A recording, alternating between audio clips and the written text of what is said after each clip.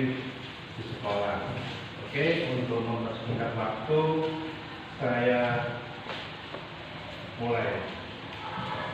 Jadi budaya positif yang pertama yaitu seorang guru harus menciptakan disiplin positif.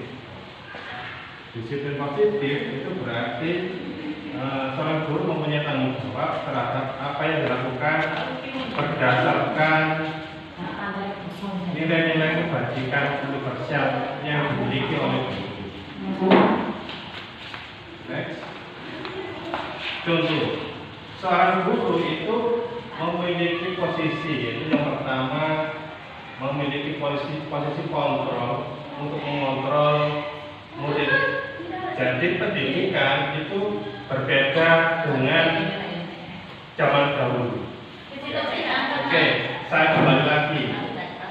Menurut filosofi pendidikan Kiai Hajar Dewantara, jadi pendidikan itu untuk zaman sekarang dengan zaman dulu itu berbeda.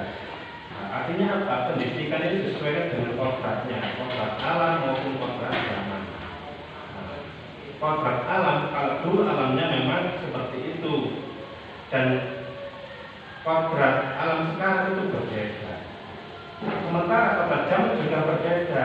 Kalau dulu anak itu tidak ada istilah tentang penggunaan gadget atau yang lain. Tapi sekarang anak-anak sekarang lebih memikir lebih maju dan lebih modern. Enggak langsung dibaca mau ya.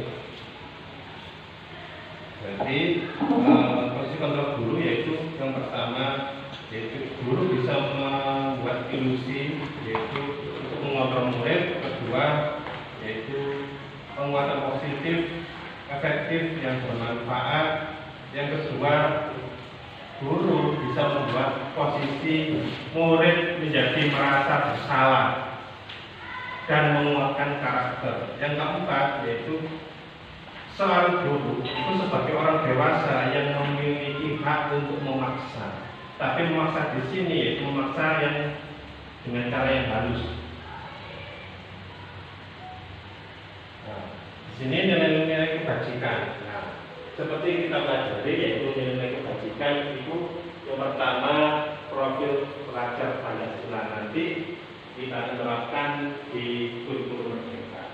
Yang pertama beriman bertakwa kepada Tuhan yang Maha Esa dan berakhlak mulia, mandiri, kritis, berbinaan global, gotong royong dan kreatif. Terus sikap murid yang harus dikembangkan nanti di kurikulum merdeka yaitu toleransi atau hormat, integritas, mandiri, menghargai, antusias, dan empati. Dan di sini ada 9 pilar dalam karakter. Semoga nanti bisa dipelajari nanti materi saya share. Ini juga petunjuk hidup dalam keterampilan hidup.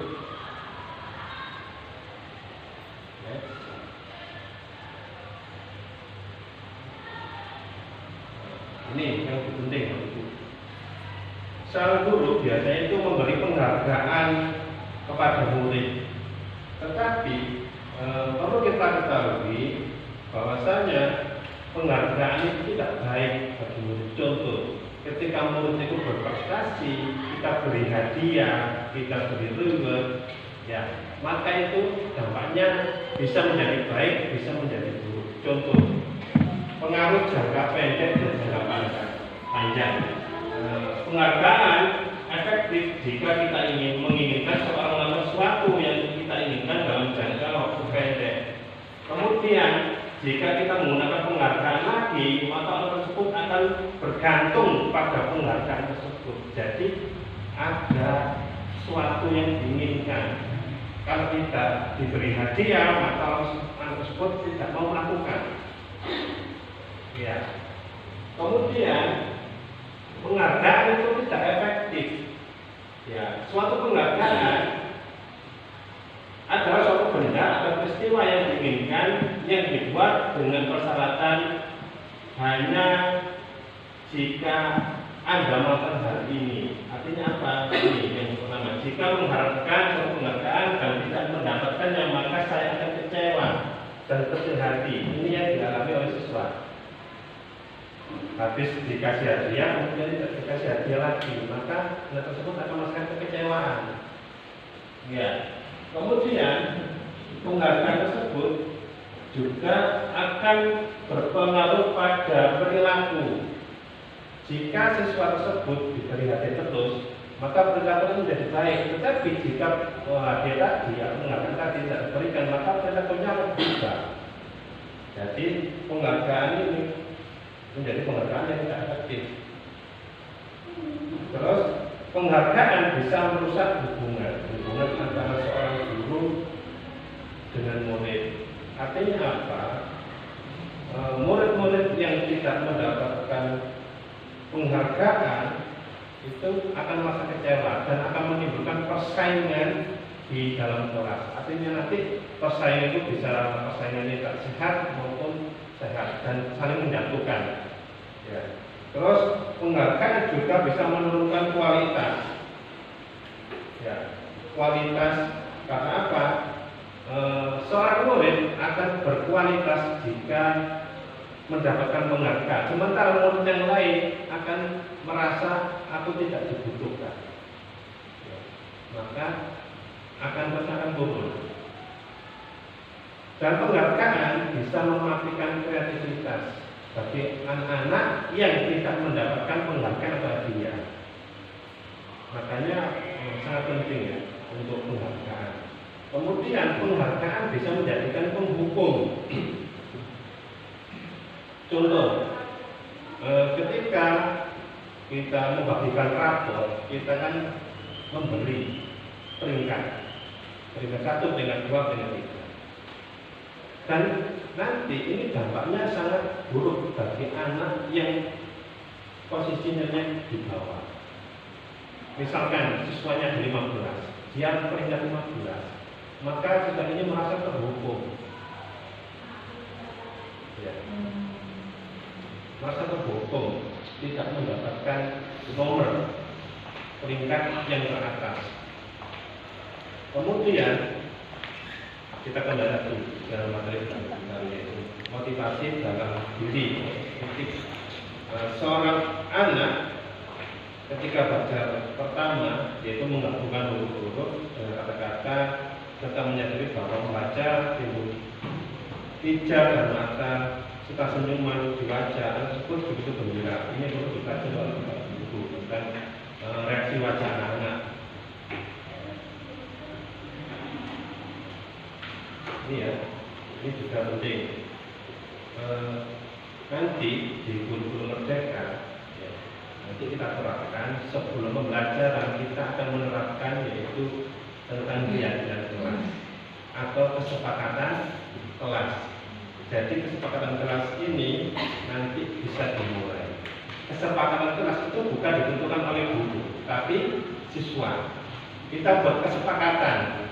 Kesepakatan kelas bisa dilakukan selama 1 minggu atau 1 bulan, terserah.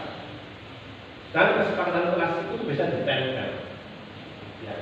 Supaya apa? Supaya anak tadi bisa memenuhi tanggung jawab apa yang dia lakukan dan apa yang dia inginkan. Jadi nanti kita akan mempraktekkan tentang keyakinan kelas supaya kita tadi bertanggung jawab atas dirinya sendiri. Ya.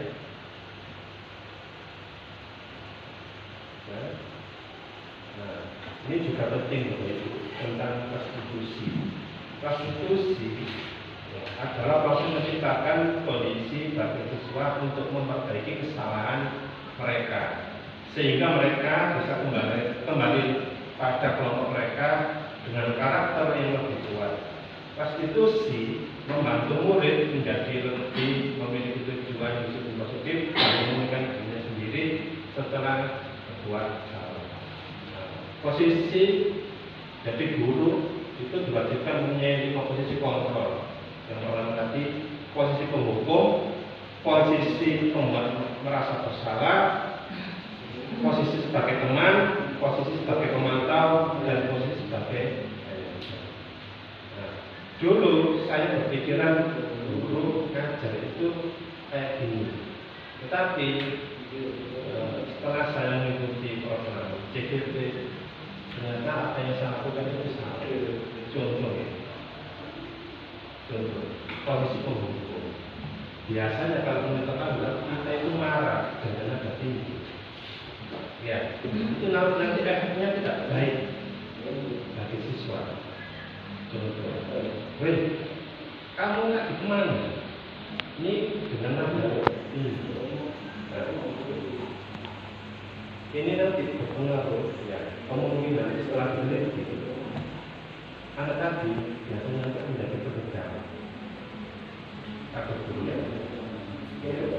bisa bersifat agresif, kemudian mencoret buku, menulis di meja, dan lebih buruk lagi yaitu membuat hal-hal yang merugikan, yaitu merugikan guru dengan cara banyak dikompres, banyak disilet, itu posisi penghukum.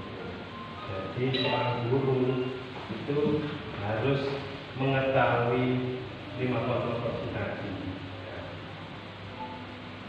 Jadi perlu kita ketahui jika seorang guru itu harus mana sih posisi yang harus pas yang saya pakai.